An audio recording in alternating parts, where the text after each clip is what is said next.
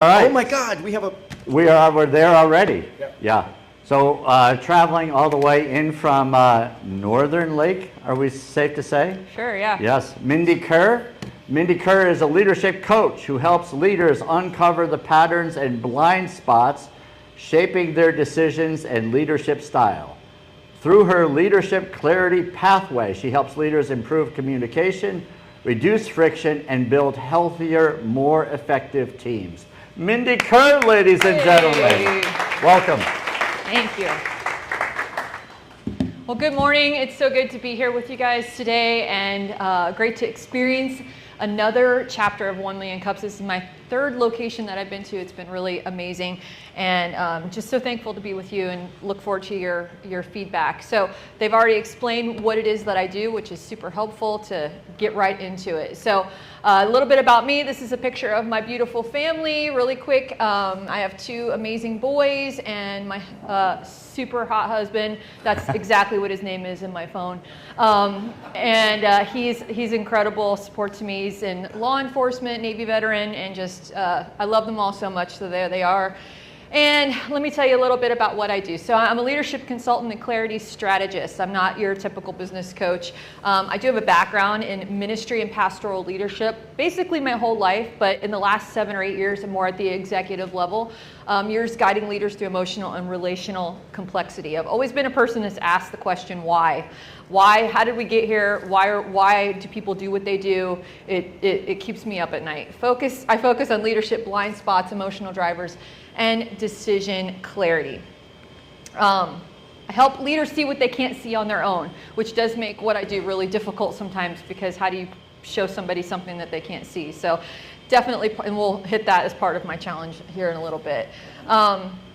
Across leadership environments, I've repeatedly seen capable leaders with strong values and high commitment, but they're still facing recurring team tension, burnout, misalignment.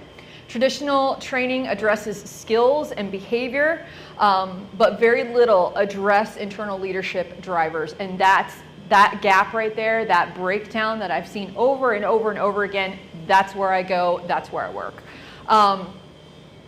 So here's a little bit about my business, where I'm at. Mindy Kerr Coaching. I've been doing this for several years, but rebranded last fall, and to make my business a little more conducive to a larger corporate environment. I've developed my core framework called the Leadership Clarity Pathway. And very proud of what has been built there. I do structured diagnostics for leaders, and we uncover blind spots, stress behavior, decision distortion, relational impact, and culture ripple effects. So some of you may have teams in this place, some of you may not, but every person in this room is a leader, and we all deal with these to some extent. So clarity before strategy and culture change. Leadership is what everything is built on, where everything starts, everything flows downstream from leadership, and that's my passion, to get leaders clear and aligned.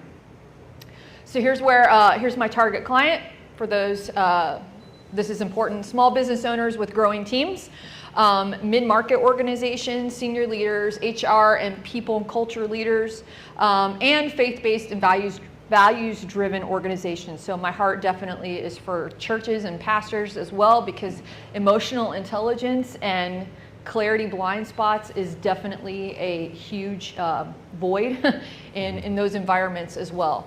And especially leaders who say something feels off, but we can't see it clearly.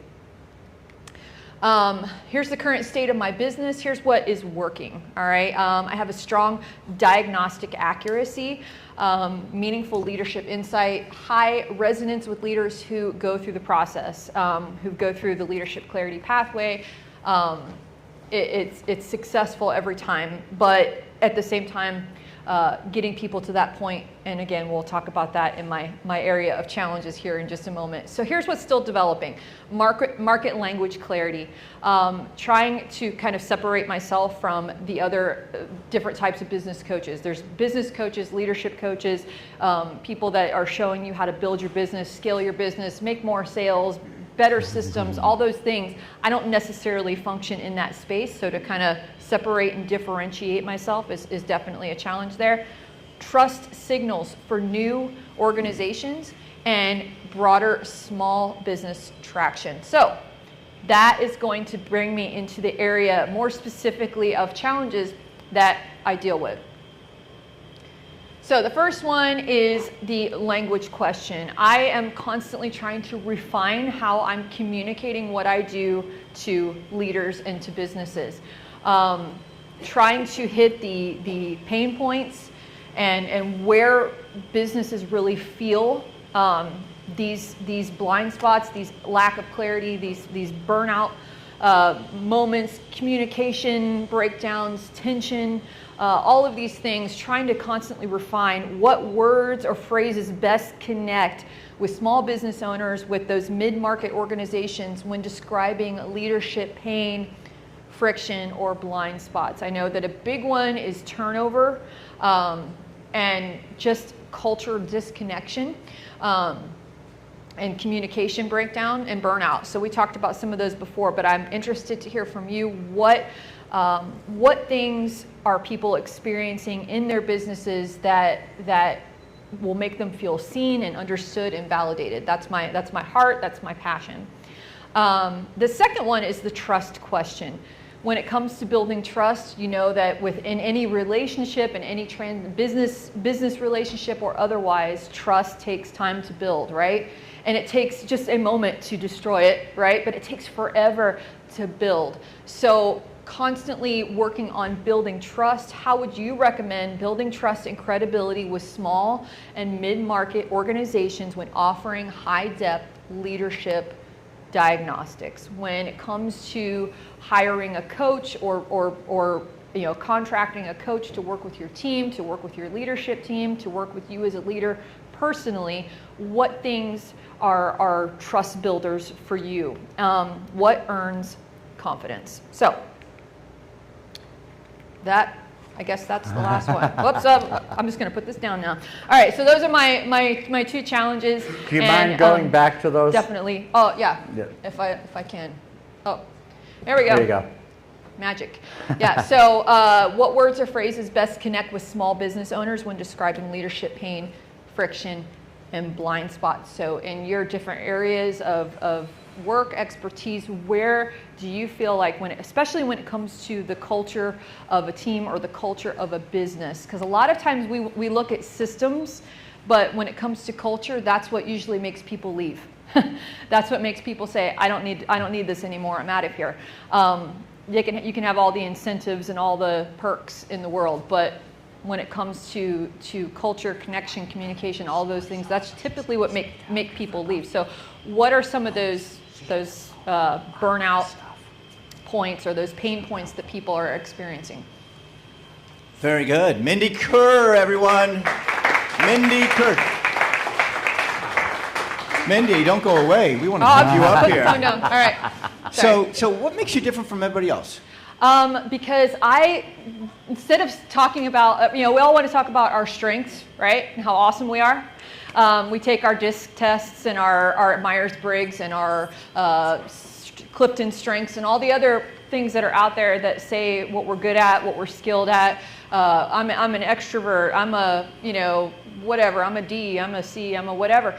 That's really great, but the things that I deal with are the things that typically you've learned to cope with, you've learned to put on the back burner, the things that nobody wants to talk about, your insecurities, your weaknesses, because those are the places, that's where growth happens, is in those spaces, but most people don't want to go there. Okay. But I'm happy to go there. Let's go there. Let's go with one. Oh, we can go there. Come on. Let's go. So what is one of them that okay. Instead of talking about the strength. How about me? I'll talk about me. A weakness or something. Yeah, I'll talk about me, okay? I'll put myself out there. But for me, and the framework that I use, because we make sure that each coaching session is specific to that person. I don't have a binder that I pull out and like, okay, we're going to go through my program. That's not how it works. We do a personality assessment, and I use the Enneagram as my framework for that. The Enneagram is different than Myers-Briggs or DISC or anything like that because it uncovers your core weaknesses, your core challenges, your core fears, things that, but those are the things that drive you. That is the shadow side of all your strengths. Every coin has two sides, right? And we usually just want to show people the great side of things. We don't want to show them the under the rock, you know what I mean? So for me, I am a very black and white, principle-driven, integrity-driven person. That's been who I have been my entire life, and I'm just kind of scratching the surface right now. But with that decisiveness, with that black and white mentality towards life, the shadow side of that is becoming critical or judgmental or resentful when other people don't follow the rules. And those things can eat away at you. Those things can control your life, control relationships. But who wants to talk about being angry and critical, right? Who wants to admit that? I just did, but I'm just saying, like, it's Right. not really an easy place to go. But I have to be aware of those kind of things when I'm dealing with my teams or with people or whatever. So that's just a little teeny tiny example. Thank you for scratching the surface and sharing that with us. Yeah. Harry, it's about being vulnerable, right? This is wonderful. Yes, that is definitely true. So one of the questions I have, Mindy, is what is it that you're selling? So I see what you do, but what is it that's being, so the client says, I want to buy that. What is that? There's clarity is the first part that you're getting. Okay, so there's the clarity aspect, which then brings your leadership into alignment, and then that brings healthy leadership and healthy teams. So we're solving the problem of I'm feeling burnt out. I'm feeling like I am running into the same pattern over and over again, the same frustration, the same hang up. We get to the bottom of it, break the cycle, and realign. Okay. So we are at the point now where we are opening up for you all. So if you're new here and you have a question or a comment you'd like to make it concise and quick and easy, and then you can either respond to it or meet afterwards and talk about it. And we're going to start right there with Ramona. Hi, Ramona Hi. with Authentic Life Journey. I love everything that I'm hearing. It's very aligned to my own work.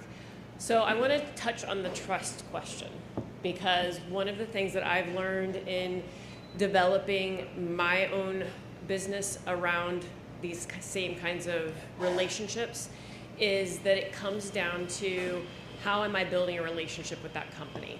Where am I starting with them? If I just go in with the here's what I'm offering you without a what can I do to serve you attitude, then nothing moves. The companies that have brought me in, it's because of the relationships that I've built with them. So my thought here is, how are you building relationships? All right.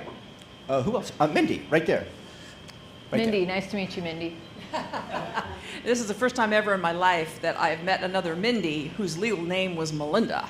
So this is a first. We got a lot of talking to do. Yeah. But just 2 points from a marketing perspective is that, Ramona, I take your point. That's a really good one. You're getting that relationship because that starts to build the trust. But then from a marketing perspective, to get people to take notice of you and say, hey, I want to talk to that chick. And there's 2 pain points that you really need to lean into. One is high turnover, and one is asking the business owner, when you walk into the office, are you met with a positive energy? Or do you dread going in and having to deal with that team because there's so many issues? And you know what I mean. I have to explain this to my husband. It's like you have mental energy, negative energy spikes coming out of you if you're sitting there with a puss face and whatever. And he's like, I didn't say anything. I didn't do anything. I said, yeah, but you're shooting negative energy at me. So if you find that pain point, that's what's going to make them say, that's what I'm experiencing, come help me. Thank you. Nice. Good morning, Lincoln Brady. Loved your presentation. I come from a corporate background, and we did a lot of leadership training. Our philosophy in corporate was servant leadership, and that is what I practice all the time. I love to lead from behind. I love to empower people to make their own decisions.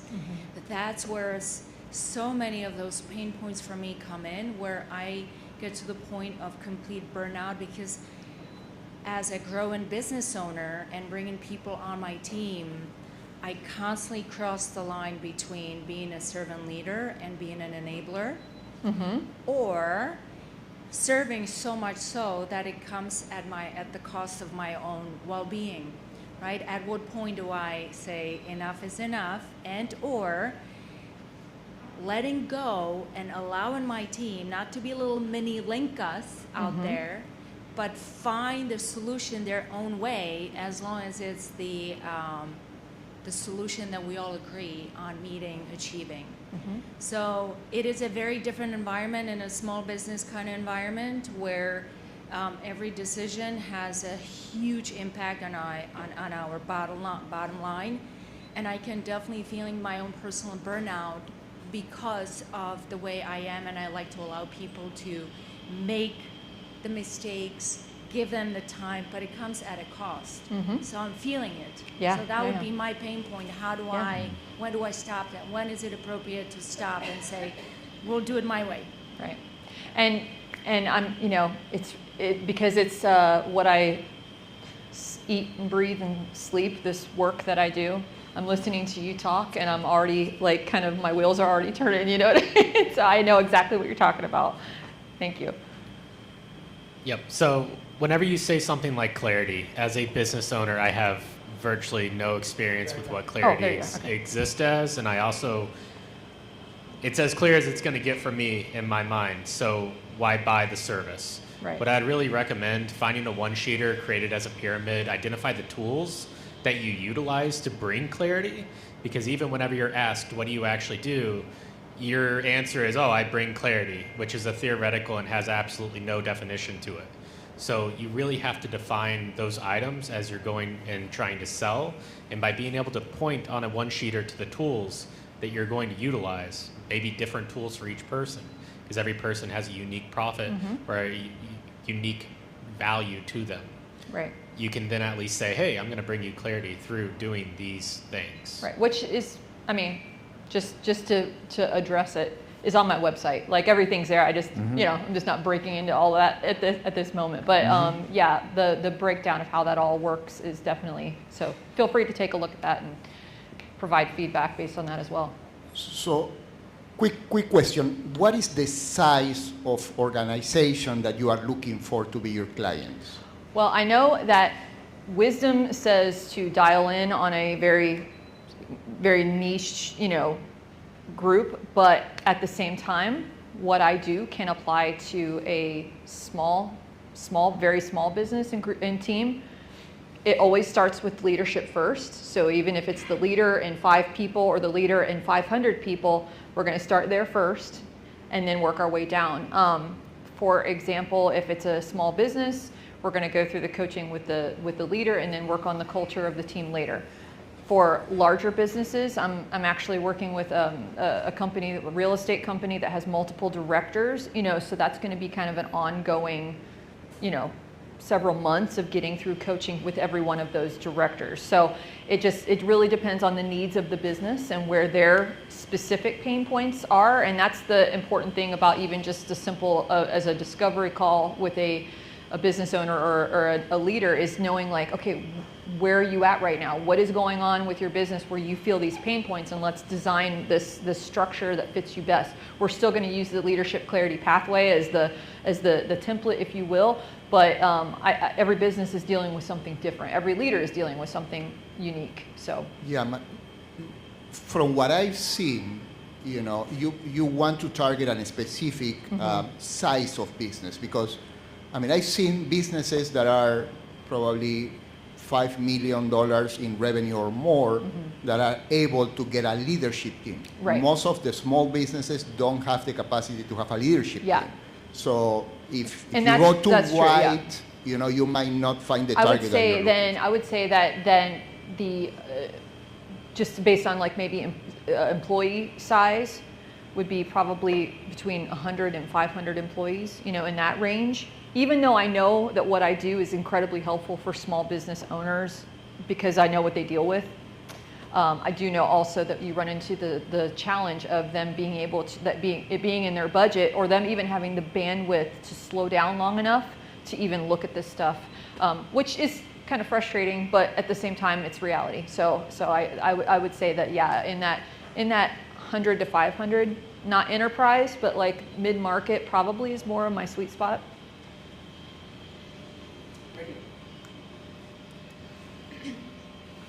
Hi, so these questions are really great. I like how you've really deduced down exactly what your challenges are, and these questions are great. And I'm a little bit confused as someone that's worked in a toxic work environment before, and it started at the leadership level, just like what you're explaining.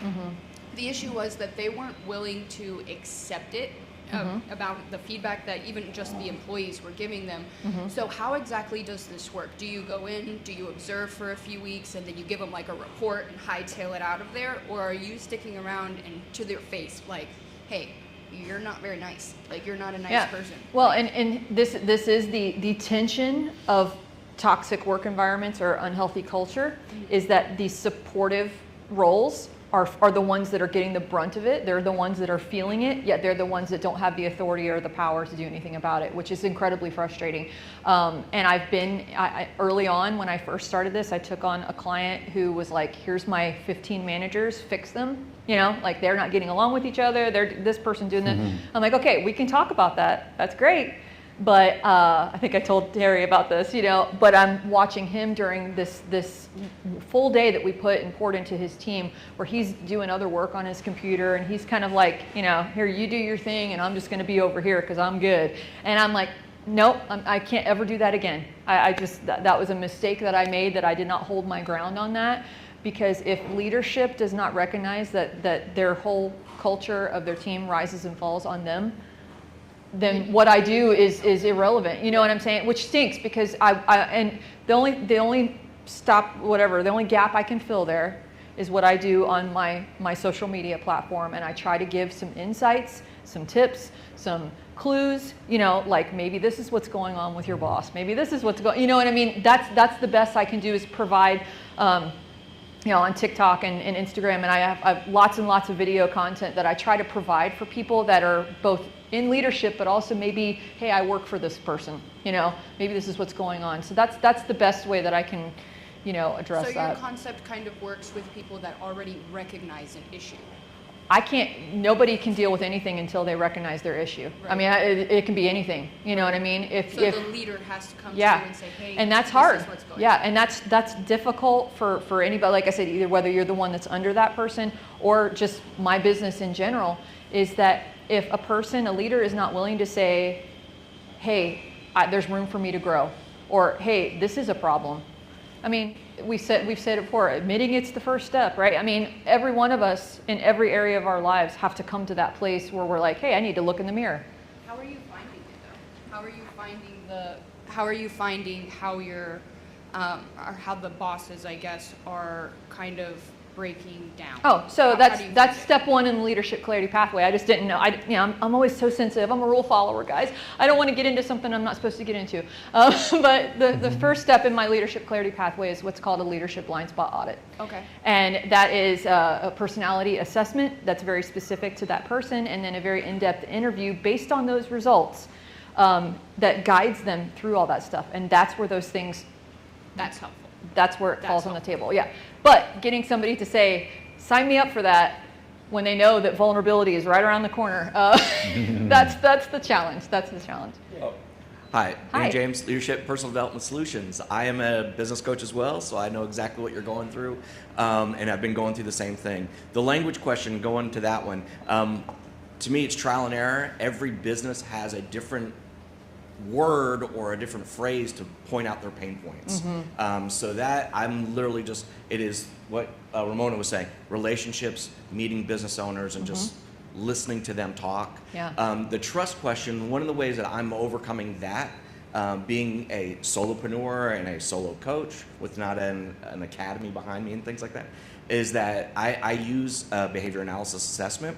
So I use that as my break-in, as that I offer that to you, and then I'm gonna prove myself, my worth, by showing you your blind spots, your strengths, your weaknesses, your communications, skill and things like that, so that builds that trust. Now, granted, it takes time, and that's kind of expensive because you're giving away things for free constantly with no return. But that's what I'm using right now that's starting to build trust, as people are as I'm doing these assessments with folks, they're like opening their eyes and like, so you could do this with my whole team? Yes. Let's break it down, and that's how what I'm doing. So having that one consumable. The other thing is also smaller businesses under 100 or whatever. If you're looking at, they would like to have something tangible.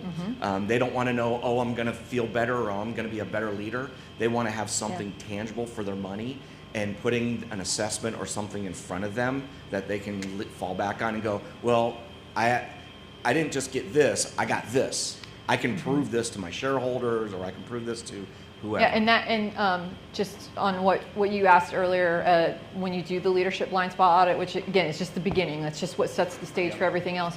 You do get a diagnostic report from that based on everything that we've discovered. So you do have something at least digital, tangible in that sense, to be able to be like, oh yeah, this is what we talked about.